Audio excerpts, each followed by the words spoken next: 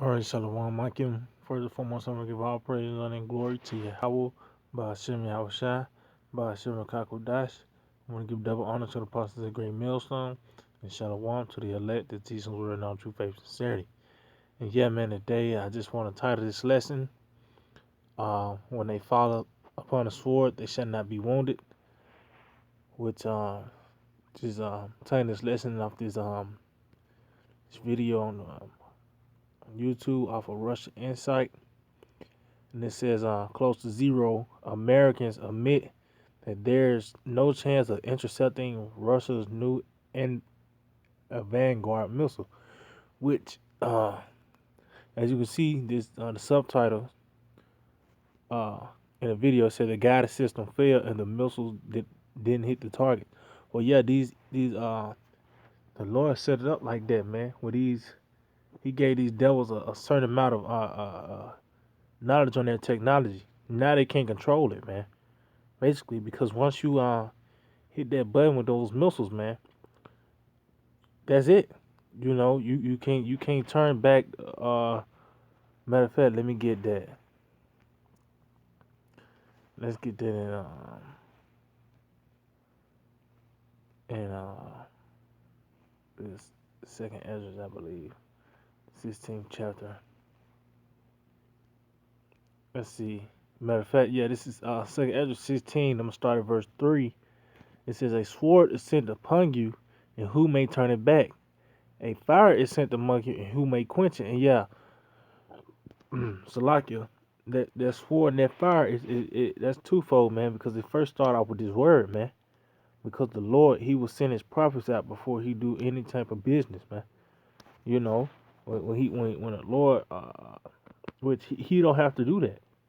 You know, and the thing is, it's still gonna come suddenly upon you people. You people are not really looking forward to this. You really don't see the coming hell.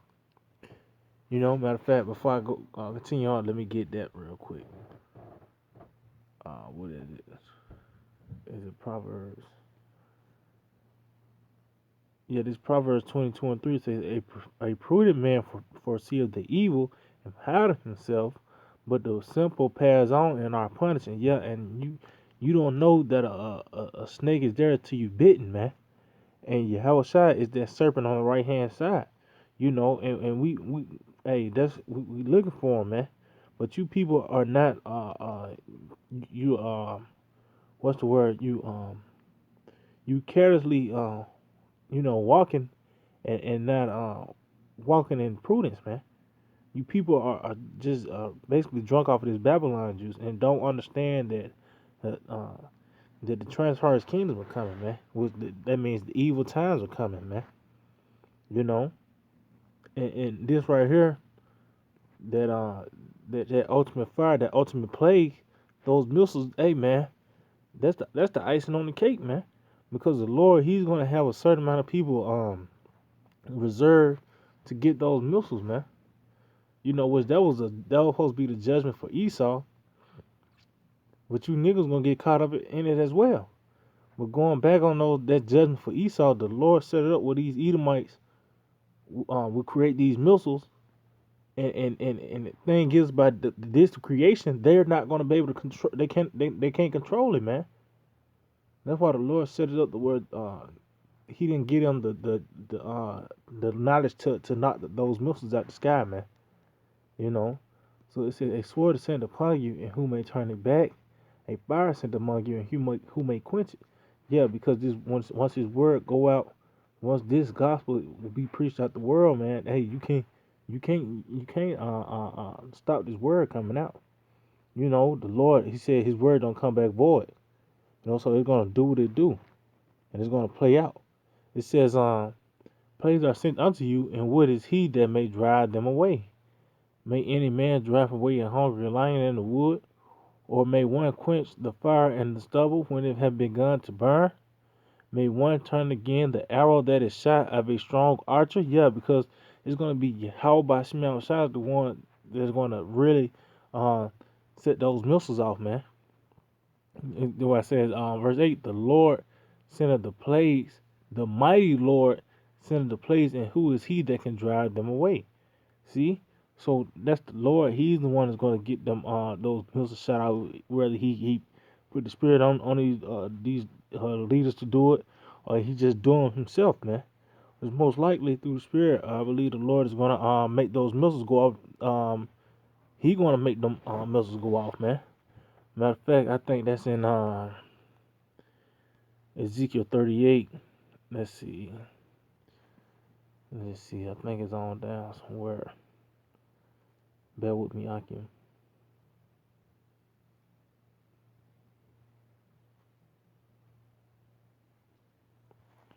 Says he's gonna knock his arrows out his hands. Bear with me, Akim.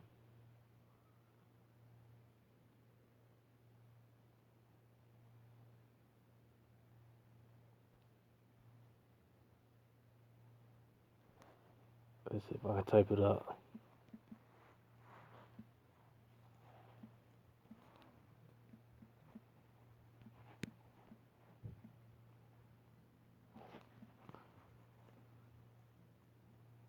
I believe it's in Ezekiel 39. Okay. Yeah, this is Ezekiel 39, and in verse 3 it says, "And I will smite thy bow out of thy left hand, and I will cause thy arrows to fall out of thy right hand." Yeah, the Lord said he's gonna slap the bow out of their left hand and cause thy arrows to fall out of thy right hand. The Lord, he's gonna do that, man. You know, so that means he's gonna knock the power out of their hand. He's the one that's gonna set those missiles off, man. You know, the scripture says, let's get in Isaiah 13 chapter. Isaiah 13 and 5. Matter of fact, I'm gonna start at verse 4. It says, the noise of a multitude in the mountains, like as of a great people, a tumultuous noise of the kingdoms of nations gathered together. The Lord of hosts mustered the hosts of the battle. Yeah, and it says, like as of a great people. That's I believe that's called a simile. You know, that's a figurative speech, man. You know, because that's talking about those missiles. That's the Lord's army too, man. And they just set up for just that one particular purpose, is to hit America. You know, that's what all that missile talk, all that is about, is for America, man. You know, which that's that he that rolled for stone, it shall return upon him. You know, because is this the same thing, the same weapon they use to establish a firm grip on the earth is going to be the same thing that knocks them out of power. You know, so it says, they come from a far country, from the end of heaven, even the Lord, and the weapons of his indignation to destroy the whole land. Yeah, because that's the weapons of his indignation. You know, that's just like Saul. He was known for having his spear. Why? Because he was the one that was using that spear, man. You know, when you know, when King David, when the second time he had a chance to kill him, he took his I think he took his armor, but I know for a fact he took his spear, man, because that's what he was known for. He actually threw it at King David too, man. Saul, you know, so he was known for that spear. That was his weapon, man. The weapon of choice. That's why the Lord said he gonna smite the bow out of their hands, because that's his weapon, man. He the one that created them for him, man, for his pleasure, you know. Well, this is Joel 2. Uh, let's get to the point. Spirit had, well, I was just going to go into this chat and just read to the point, but you know how the spirit goes. But matter of fact, let me just read it to the top. I mean, it's a quick read. You know, this is Joel 2:1 said, "Blow you the trumpet in Zion and sound the alarm, my holy mountain. Let all the inhabitants of the land tremble, for the day of the Lord coming, for is nigh at hand." And that's gonna be a day, man. That's the day that that's gonna be a beautiful day, man. You know, We don't want a part of that number, man, because that's uh it's gonna be a very scary day too, man, because those missiles and the chariots that's gonna be there hand in hand, man. No, that's the banners of the Lord. The deliverance and the destruction is gonna be simultaneously, man. You know, it says a day of darkness and of gloominess, a day of clouds and thick darkness, as the morning spread upon the mountains. A a great it says as the morning spread upon the mountains. That's how the son of the morning, man. Yeah, cause the Lord, them chariots gonna come too, man. You know, cause that's when that's when the morning comes. When those chariots, matter of fact, let me just get it. Revelation 22. Let's see, is it 16? I believe. God, yeah, this is Revelation 22 and 16 says, Yahweh Shai, have sent my angels to testify to you these things in the churches. I am the root and the offspring of David and the bright and morning star. Yeah, so when the morning spread upon the mountain, that's when this darkness is over with, man. You know, that's when that's the end of Esau's kingdom. That's that boundary he cannot pass. That's that great gulf, you know. Light can't comprehend I mean the darkness can't comprehend the light. The light can't be with the darkness, man. It's total opposites. You know, just as water and oil don't mix, man. You know, it says a great people and a strong, there have not ever been the like, neither shall be any more after it, even to the years of many generations. Yeah, man. Because these missiles, it's not going to be no more use for them. You know, just how these and that's a straight cut on these people that say those Khazars are in the are the real Jews, man, because it's still war and everything going on. Once these missiles hit America, that's it. There's not going to be no more war. We're going to burn those weapons up, all those ARs and AK-47 handguns, grenades, all that's going to be burned up, man. We're going to burn all those weapons up. You know the scripture says we're going to have the nations beat their spears to plowshares and their swords into what it is, but they're gonna change everything is gonna be agricultural now, man. You're gonna be any type of object is gonna be for agriculture for you to work in the field. You know, we're gonna put you to work, man. But it says a fire devour before them, and behind them a flame burneth. The land is as the garden of Eden before them, and behind them a desolate wilderness. Yeah, and nothing shall escape them. And yeah, those nuclear winds, that aftershock, man. You ain't. Hey, it's gonna lay everything down, man. It's gonna lay everything out, man. And it's gonna be that fire is gonna utterly consume and you know disintegrate everything with the fire of the chariots as well, man. You know, it says appearance of them is as the appearance of horses, and as horsemen so shall they run, like the noise of chariots on the top of mountains shall they leap. And that what I was saying too in Isaiah the 13th chapter, that noise, man, because those chariots, that's gonna be it's gonna be a very loud day. You're gonna know, man. You're gonna know that's gonna make you look up. Then that's gonna make you see the chariots. You're gonna see the chariots, and you're gonna see those missiles, man. That's gonna be it's gonna be a very heavy day, man. But I want to get a precept on the noise because talking about the arrows, which we know that a bow and arrow is a silent weapon. That's what you hunt with, because these animals, those animals that's lawful to eat, you they got good hearing, man. And when you use an arrow, a bow and arrow, that's a silent weapon, you know.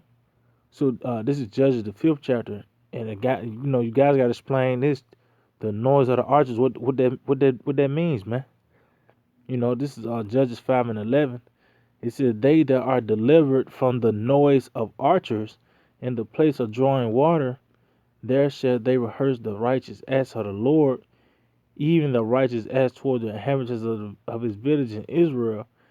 Then shall the people of the Lord go down to the gates. Yeah, so they said delivered from the noise of archers, man, and the place of drawing water, which just means represents bondage, man, slavery, man.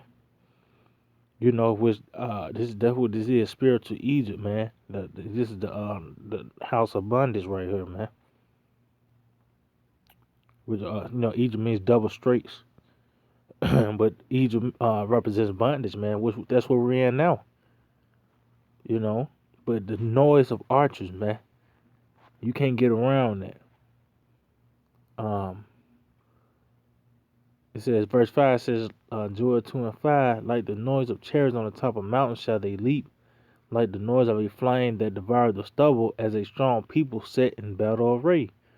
Before their face the people shall be much pain, our face shall gather blackness. Yeah, because when they, like I said, they're going to hit them chariots, man.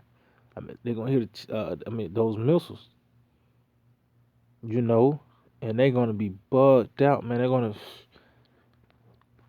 heart attacks, seizures. Hey man, but they gonna see how it's shot, man, and they gonna know you how about smell shot, and that's how the Lord is gonna establish His name again. How he destroyed Egypt last time, you know. This time right here you gonna remember this, man, because people take it lightly that how the Lord did Egypt back then. How he utterly plagued them, and then just totally decimated the Pharaoh's army, man. That was a heavy moment when that water came crashing down. That was millions of tons of water on them, man. You know, you really gotta visualize that. Now, how much more it is? That was just for water. This fire is they're gonna feel that flame, man. You know, but he said, they shall run like mighty men, they shall climb the wall like men of war, and they shall march every one on his ways, and they shall not break their rein. That's going to let you know that the Spirit of the Lord is going to be in them, because it's going to be 200 million missiles, man. If it wasn't a high power, those missiles will bump into each other. 200 million missiles is going to, why I say it's going to be a day of darkness and of gloominess, because those skies are gonna be filled up with missiles, man. You know, so the Spirit of the Lord is gonna be in there, because they're not gonna bump into each other. You know, and it says, neither shall one thrust another; they shall walk everyone in his path. Yeah, because the Lord, he's a man of war, the Lord of hosts, Yahweh of hosts. You know, so what that means, he's the real commanding general. And they got they how you sit no, I don't know military talk, but you got this section right here, you got that section right there. You know, they got their own little path that they're gonna take. And what they're gonna have their own little spot they gonna hit, man. And that's gonna be the Spirit of the Lord guiding them. It says, and when they fall upon the sword, they shall not be wounded. See, that's the point that I want to get. When they fall upon, and that's the missile defense systems. So Esau, hey, you created these missiles. You created these missiles. Hey, and you can't stop it now. A plague is coming to you. America's gonna be destroyed. Let's say the Bible. The water how by smell shot. This right here, we know that this place is not gonna be here for long, man. Because this place America has to go at the end of the day. You see that the bottom corner they got the rainbow flag, because this is Pride Month, man. Which these people they totally um, disrespected the rainbow, man.